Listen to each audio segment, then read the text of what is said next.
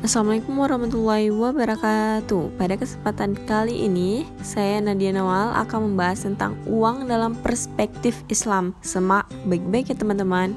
Yang pertama, pengertian konsep uang dalam Islam. Dalam ekonomi Islam, uang memiliki peran utama sebagai alat tukar atau medium of change dan alat satuan hitung atau unit of account, meskipun pada kenyataannya tetap diperbolehkan untuk menggunakan uang sebagai penyimpan nilai dan standar pembayaran yang ditentukan selama tetap menganggap uang hanya sebatas alat tukar, bukan komoditas yang diperdagangkan. Selanjutnya, konsep uang dalam Islam. Dalam ekonomi konvensional, uang sama dengan kapital, sedangkan ekonomi Islam membedakan secara jelas antara uang dan kapital. Konsekuensi dari pembedaan ini secara lebih spesifik dapat dibedakan uang sebagai barang publik dan kapital sebagai barang privat.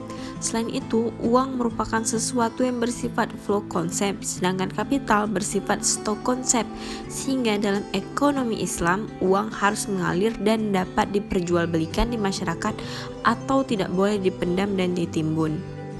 Selanjutnya, perubahan fungsi uang, di mana ada 3 tahap perkembangan fungsi uang, yaitu commodity money.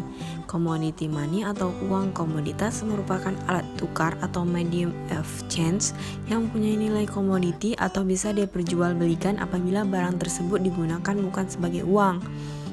Namun tidak semua barang bisa digunakan sebagai uang. Terdapat 3 kondisi yang harus diperhatikan agar suatu barang bisa dijadikan uang. Yang pertama, kelangkaan, yaitu persediaan barang haruslah terbatas. Yang kedua, daya tahan, yaitu barang tersebut harus tahan lama.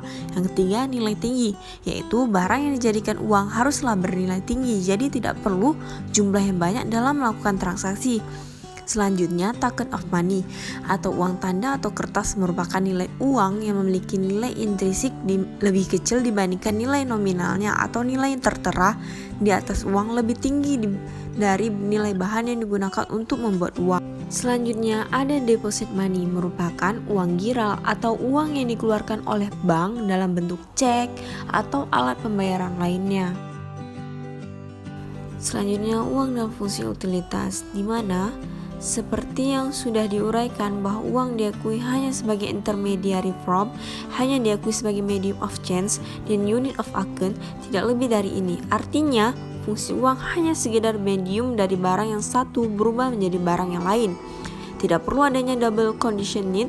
Jadi dalam konsep Islam, uang tidak masuk dalam fungsi utility kita, karena sebenarnya manfaat yang kita dapat bukan dari uang itu sendiri, tetapi dari fungsi uang. Dalam hadis-hadis Rasulullah SAW, bisa kita lihat peran uang sangat sentral dalam teori ekonomi Islam. Contohnya pada masa Rasulullah SAW, pada suatu hari Bilal bin Rabah menukar 2 syah kurma tidak bagus dengan 1 syah kurma yang bagus, maka Rasulullah mengatakan tidak boleh menjual kurma yang buruk dan mendapatkan dinar, lalu membeli kurma yang bagus dengan dinar tersebut. Hadis riwayat Bukhari. Selanjutnya ada time value of money, di mana time value of money atau biasa disebut nilai waktu dari uang, artinya sejumlah uang yang ada saat ini memiliki nilai lebih dibandingkan nilai uang di waktu yang akan datang dengan nominal yang sama. Misalnya, uang 100.000 di masa sekarang dapat menghasilkan 10 bungkus nasi, namun 4 atau 5 tahun yang akan datang 100.000 bisa saja hanya mendapatkan 5 bungkus nasi saja. Islam menganggap konsep uang dalam time value of money adalah sebuah kekeliruan, karena terdapat bunga yang dianggap sebagai riba, yang mana hal ini dilarang dalam konsep ekonomi Islam. Islam tidak menjanjikan uang sebagai komoditas, melainkan hanya memposisikan uang sebagai alat tukar dan penyimpanan nilai. Selanjutnya, ada economy value of time, di mana ekonomi value of time atau biasa disebut nilai ekonomi akan waktu. Maksud di sini adalah Kalau pada konsep time value of money, uang itu diukur dari waktu, namun berbeda dengan ekonomi value of time, nilai daripada ekonomi bukan waktunya, namun nilainya sehingga nilai yang sekarang akan berpotensi dengan nilai ekonomi di masa yang akan datang. Contohnya dalam menghitung nisbah bagi hasil di bank syariah. Dalam proses penentuan nisbah ini, return on capital harus diperhitungkan. Return on capital tidak sama dengan return on money. Return on capital tergantung kepada jenis bisnisnya dan berkaitan dengan sektor real, sedangkan return on money berkaitan dengan interest rate.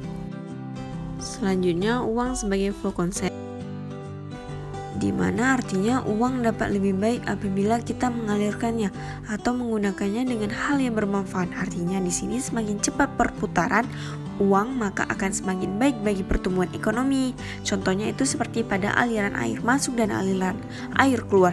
Sewaktu alir mengalir itu disebut sebagai uang, sedangkan apabila air tersebut mengendap maka disebut sebagai kapital. Uang sebagai public good, di mana istilah ketika uang mengalir maka ia berperan sebagai public good, dan ketika uang mengendap ia berperan sebagai private good. Jadi dalam konsep ekonomi Islam, uang adalah milik masyarakat atau money is public good. Artinya ketika uang tertimbun atau membiarkan tidak produktif dan tidak berjalan berarti mengurangi jumlah uang yang beredar. Contohnya, jika seorang sengaja menumpuk uangnya atau tidak dibelanjakan selama, artinya menghalangi proses jual beli, artinya proses pertukaran dalam perekonomian menjadi terhambat. Selanjutnya, keracunan konsep uang dalam pemikiran konvensional. Sebelumnya, konsep uang dalam pemikiran konvensional bermacam-macam. Fisher menyatakan bahwa permintaan uang atau money demand adalah fungsi dari income. Uang adalah stok konsep atau cara untuk menyimpan kekayaan kita. Dalam teori moneter konvensional ada 3 motif yang mempengaruhi individual choice, yaitu yang pertama, money demand for transaction atau permintaan uang untuk transaksi merupakan kebutuhan masyarakat akan uang untuk melancarkan transaksi sehari-hari. Selanjutnya ada money demand for precautionary adalah merupakan permintaan uang untuk berjaga-jaga, merupakan kebutuhan masyarakat akan uang untuk mengantisipasi kejadian yang tidak bisa diramalkan sebelumnya. Yang ketiga ada money demand for speculation atau permintaan uang untuk spekulasi. Maksudnya adalah motif masyarakat untuk memegang uang agar memperoleh keuntungan, atau dalam kenyataannya bisa juga mengalami kerugian karena adanya perubahan harga surat-surat berharga. Permintaan uang untuk tujuan spekulasi ditentukan oleh tingkat bunga surat berharga. Terima kasih, sampai jumpa di pembahasan selanjutnya. Dadah.